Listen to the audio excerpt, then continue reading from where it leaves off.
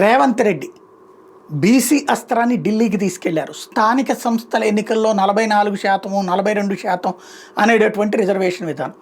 ఇది ఒకవేళ రాష్ట్ర ప్రభుత్వం అసెంబ్లీలో తీర్మానం కూడా చేసింది, ఏకగ్రీవ తీర్మానమే చేసింది. ఢిల్లీలో సాధ్యం కాదు. ఎందుకంటే సుప్రీంకోర్టు 100 సార్లు తీర్పు ఇచ్చింది 50% మించి రిజర్వేషన్లు ఉండటానికి వీల్లేదని. ఆల్రెడీ 1-2 రాష్ట్రాల్లో ఎక్కువ ఉన్నటువంటి వాటి మీద కూడా రివ్యూ చేస్తుంది రాజ్యాంగ ధర్మం. అట్లాంటప్పుడు ఎక్కువ ఒప్పుకుంటుందా? రాజ్యాంగ స్ఫూర్తికి విరుద్ధమని తేల్చెప్పింది. కాబట్టి కేంద్ర ప్రభుత్వం అది ఒప్పుకోదు. కాబట్టి అదిగో చూసారా బీసీలకు అన్యాయమని రేపు పొద్దున స్థానిక సంస్థల ఎన్నికల్లోకి వెళ్ళడం కోసమని ఢిల్లీలో జంతర్ మంతర్ దగ్గర ధర్నా. రేవంత్ మేము ఇక్కడ ఢిల్లీకి రాము, మీరే మా దగ్గరికి రావాలి, గల్లీ గల్లీలో మిమ్మల్ని తిప్పుతాం అంటూ మోహన్ బాబు స్టైల్లో సినిమా డైలాగులు చెప్పుకొచ్చారు.